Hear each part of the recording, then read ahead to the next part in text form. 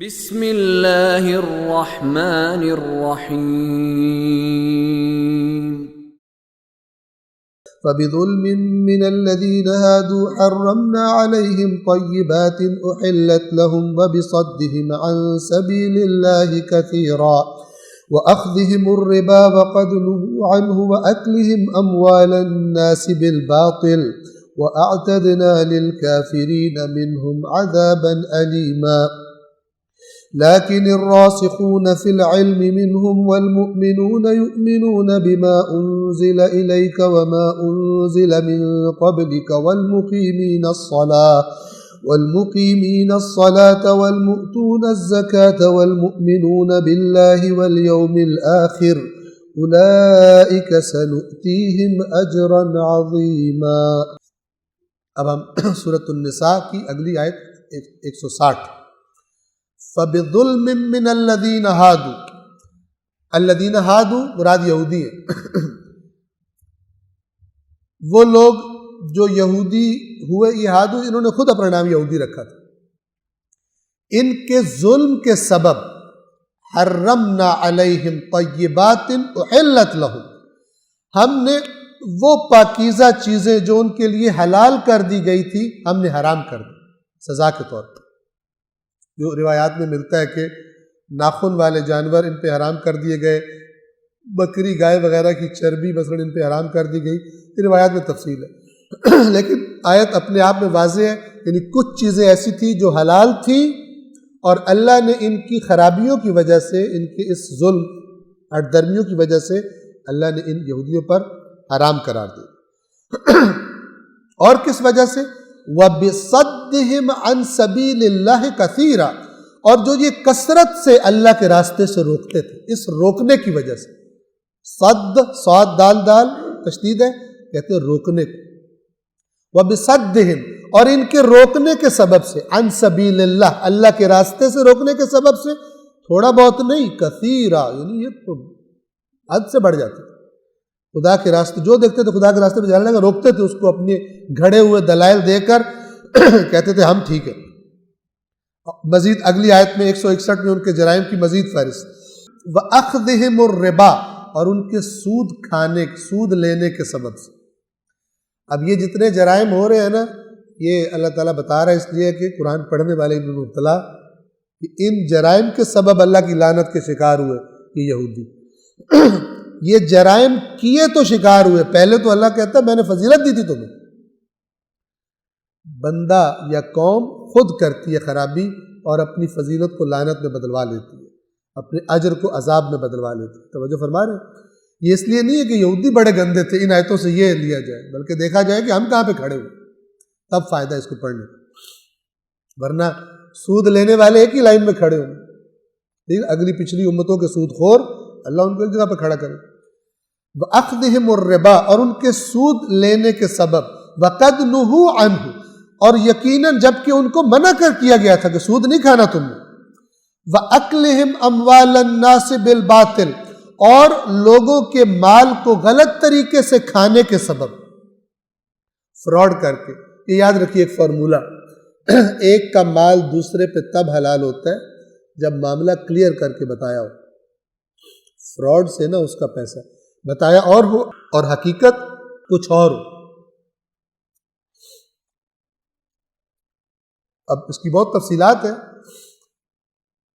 ایک بندہ آپ کو راضی ہو کے دے رہا ہے لیکن آپ نے بولا جھوٹ ہے اس سے، اگر اس کو پتہ چل جائے کہ جھوٹ بولا تو کبھی راضی نہ ہو، آپ پھر کہیں کہ دوسرے تو راضی ہو کے دیا، خود ہی راضی ہو کے دیا، آپ کی مکاری نے اسے راضی کر دیا، نہ کہ حقیقت پہ راضی ہے۔ حقیقت پتہ چلے تو آپ گریبان پکڑ لے گا، تو نے مجھے دھوکہ دیا۔ یہ اکل الناس بالباطل، لوگوں کے مال باطل طریقے سے کھانا، یعنی دھوکے فراڈوں سے کھا جانا، یہ کس کی صفت ہے؟ حضرات یہود کی صفت ہے۔ وَأَعْتَدْنَا لِلْكَافِرِينَ مِنْهُمْ عَذَابًا أَلِيمًا، اور ان میں سے جن لوگوں نے کفر کیا، جو کافر ہوئے، ان کے لیے ہم نے دردناک عذاب تیار کر رکھا۔ اعتدنا، ہم نے تیار کر رکھا، للکافرین منہم، ان میں سے اہل کتاب اچھے بھی تھے، جنہوں نے ان میں سے یہ کفر کیے تھے، ان کے لیے ہم نے عذاب علیم تیار کر رکھا ہے۔ اب یہ مجرموں کا تذکرہ اب اس کے بعد خداوند عالم واپس اچھے لوگوں کا تذکرہ کرتے. یہ آخری آیت آج کے لیے. لیکن آیت نمبر 162 لیکن الراسخون فی العلم منہم، لیکن ان میں سے جو راسخون فی العلم، راسخ کسے کہتے ہیں؟ پکا، گہرا، ٹھیک ہے نا. ہم کہتے ہیں نا بڑا راسخ العقیدہ، یعنی بڑا پکے عقیدے والے. راسخ فی العلم کسے کہتے ہیں؟ جس نے اچھی طرح حقیقت کو دیکھا ہو، مطالعہ کیا ہو، ڈھونڈا ہو حقیقت کو، تو اس کا پھر نظریہ بھی بڑا پکا ہوتا ہے، کیونکہ اس نے خود دیکھا نا کہ سنے سنائے پر. سنے سنائے والے کیا کرتے ہیں؟ ایک سے سنتے ہیں کہتے ہیں یہ ٹھیک ہے، دوسرے سے سنتے ہیں کہتے ہیں کہ وہ پھر غلط تھا یہ ٹھیک ہے، تیسرے سنتے کہتے ہیں یہ کیا ہو رہا ہے. یہ کیا ہو رہا ہے؟ کون ہوتے ہیں؟ یہ راسخ نہیں ہوتے، پکے نہیں ہوتے. جہاں سے حقیقت دیکھنی تھی وہاں سے انہوں نے دیکھی نہیں ہوتی حقیقت. کبھی ادھر ٹکر مارے، کبھی ادھر سلپ ہو رہے ہیں، کبھی ادھر سلپ ہو رہے ہیں، کنفیوز اور پزلڈ رہتے. لیکن الراسخون فی العلم منہم، لیکن وہ انہی اہل کتاب میں سے وہ لوگ کہ جو علم میں راسخ تھے. والمؤمنون یؤمنون بما انزل الیک، اور ایمان رکھنے والے وہ مومن کہ جو ایمان رکھتے ہیں بما انزل الیک، اے رسول جو آپ پر نازل ہوا ہے، وما انزل من قبل. ظاہر اس زمانے میں صحیح والے کون اہل کتاب؟ راسخ فی العلم کون ہوں گے؟ کہ جن کو پتہ ہے یہ وہی رسول ہے جس کی نشانی ہمیں پتہ ہے تو ایمان لے آئے. ان کو کہا جائے، نہ کہ پتہ چل گیا ایمان نہیں لائے تو بے ایمان ہے. یؤمنون بما انزل الیک، ایمان رکھتے وہ مومن، والمؤمنون، اور وہ مومن کہ جو یؤمنون بما انزل الیک، ایمان رکھتے ہیں اس پر جو اے رسول آپ پر نازل ہوا، وما انزل من قبل، اور جو آپ سے قبل نازل ہو چکا. والمقیمین الصلاۃ، یہ پہلی بڑی علامت مومنوں کی، نماز قائم کرتے، نماز کے مذاق نہیں اڑاتے، نماز کو قائم کرتے.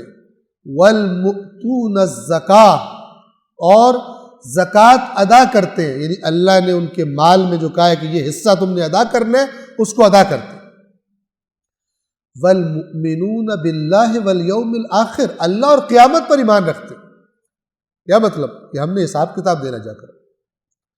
اولئک، یہی وہ لوگ ہیں، سنؤتیہم، بہت جلد ہم انہیں عطا کریں گے، اجرا عظیما، بہت بڑا عظیم اجر ہم ان کو عطا کریں. جو اپنے علم کے مطابق جنہوں نے عمل کیا، یعنی علم کو بھی گہرائی سے دیکھا ہوا تھا، راسخ تھے، اور پھر ایمان لائے. قبل جو نازل ہوا تھا اس پر بھی، آپ سے قبل جو نازل ہوا تھا رسول، اور جو آپ پر نازل ہوا، اور بڑی بڑی علامتیں، ایک بدن کی عبادت اور ایک مال، ایک بدن کی زکوٰۃ وہ نماز ہے، اور ایک مال کی زکوٰۃ کہ وہ اللہ تعالیٰ نے جو معین حصہ رکھا ہے اس کو ادا کر دینا. اور محمد و آل محمد صلی اللہ علیہ